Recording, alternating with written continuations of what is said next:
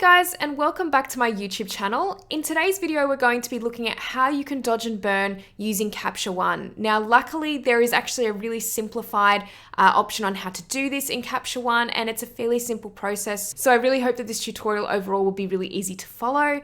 We are going to pretty much get straight into it. However, for those of you out there who have not used Capture One or downloaded Capture One before and you would like to give it a go, I do have a free trial link down in the description box below. This is an affiliate link, so if you do decide to download Capture One or purchase it down the track, I may earn a small commission from that, but it does go to helping my channel out. So we're going to get pretty much straight into it now, and I'm going to show you guys how you can dodge and burn using Capture One. I personally am using Capture One more and more these days, and I tend to opt for it over Photoshop or Lightroom depending on the kind of style of images that I'm retouching. So I'm going to go through a very simple process today, as I said. This is a process I like to use for images like this one here, where they're quite natural. A lot of the time they're taken in natural light. They might be more so for skincare, commercial work, and I really don't want to go too overboard with my retouching. I don't want to do too much at all to the image. I just want to kind of remove a couple of little distractions and just lighten up certain parts of the image. So this is a really good option for using dodge and burn in Capture One, and it's a really good option because you really don't need to go across platforms or across programs to actually edit your photo in the end. You're really just using one program, which is really nice, and it's something I like to do for those images where I really don't have to tweak anything too much. So I'm going to get started with this right away. Now, just here in the layers section, this operates very similarly to Photoshop. So it's actually great that you can use layers in Capture One. You're not being destructive to the image. So what we're going to do is making sure that the paintbrush is selected. We're going to go to the plus symbol over here, and we're going to add our first adjustment layer. So after that adjustment layer is added, we are then going to go over to the exposure tab just here. I'm then going to go down to curve down the bottom here, and this is very much how I would organize my dodge and burn layers in Photoshop as well. So first off, I'm going to move this line upwards, and I'm going to make sure it's going to be quite bright. This will be our dodge layer. And I'm just going to leave it sitting somewhere around there. It is currently automated as a mask, so you won't actually see the effect here until we start to paint onto the image with the paintbrush tool, and you will actually start to see the lighter parts coming through of this adjustment. So just to let you guys know that up front, in case you were wondering why there was nothing happening to the image when I moved the curve. We're going to rename this layer Dodge. I'm then going to add another layer. And then we're going to do the same thing again, but this time we're going to go down to the line here in the curve, and we're going to bring it down. And then I'm going to rename this one Burn. So there we have our dodge and burn layers, and it's pretty straightforward. We're going to go back to the dodge layer now, and I'm going to zoom into the image, making sure that we still have our paintbrush selected. You can then right click anywhere on the image here, and it will actually bring up your brush settings. So as you know, if you guys have seen my tutorials on dodge and burn in Photoshop before, we generally tend to have a bit of a guideline with how the brush settings should look. So the size can really depend on where you're working on the image, so I'm not going to go through that, but I am going to just highlight the fact that hardness is usually at 0, opacity at 100, and then flow at 1. And the reason we've got the flow at 1 is because it will actually be a lot easier using a graphics tablet, especially when you're painting onto the image. We're not going to go too heavy or anything like that. We're going to really build it up. We're going to build the brightness and the darkness up a bit. I'm going to have pen pressure selected, still with using my graphics tablet, and making sure that the other ones are not selected as well. So like Lightroom, and I have done a video on how you can dodge and burn in Lightroom as well, you do tend to automatically have the mask showing. I've actually clicked this off because I find it quite distracting when I'm dodging and burning, so I'll show you guys what that is just now.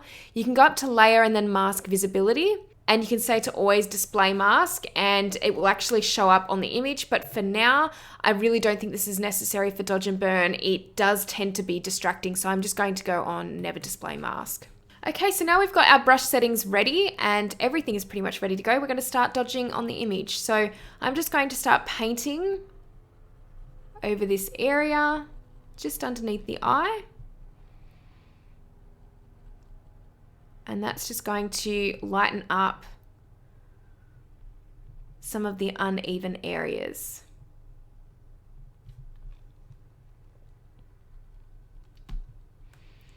So I'll just do a bit further under the eye, and I will do a before and after just quickly after I'm finished here, just to show you guys a better picture of what has actually been done to the image.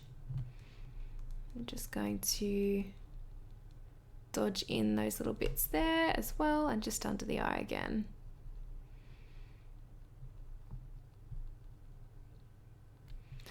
Okay, so I'm just going to do a quick before and after so you guys can see. So that is the before and that is the after.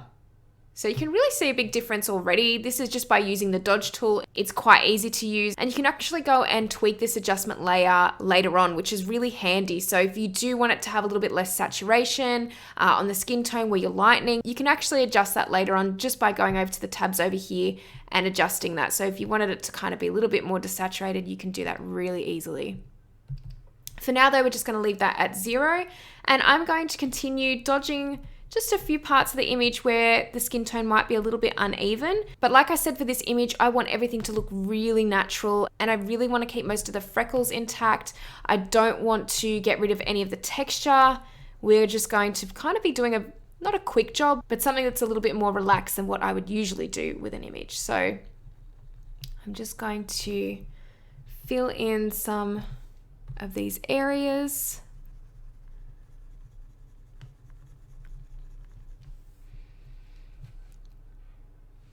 And then we can kind of move across the image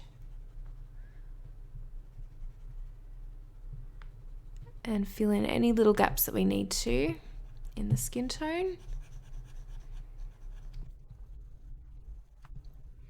Okay, and then I'm going to quickly go over to burn just to show you guys what we'll do with our burn layer as well. So we've got our brush settings pretty much set the same for burn, and then I'm just going to go over some of these areas here.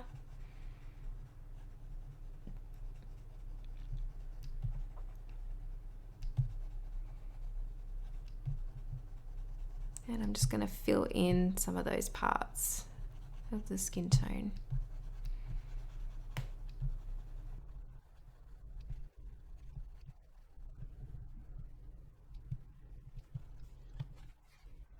And I'm going to continue doing this just to really create that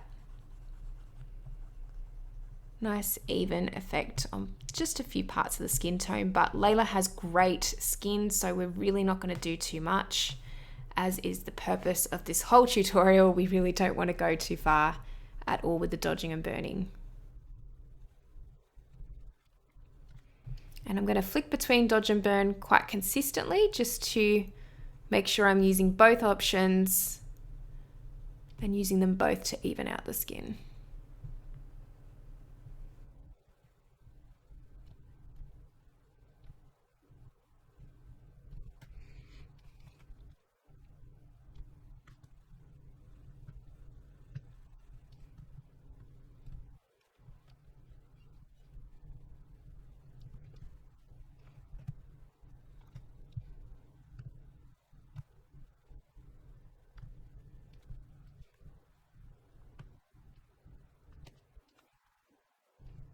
Okay, so just to show you guys a quick before and after of what we've done there. So I'm going to go before and then after. So you guys can see really what's occurred here with the dodging and burning. You can especially see down in this corner here how much of a difference that's made just by burning in some of those areas just to really even out the skin tone a little bit more. Now, like I said, you can bring down the saturation a little bit. So if you feel like the dodging is creating too much of a saturation in certain areas, you can bring that down.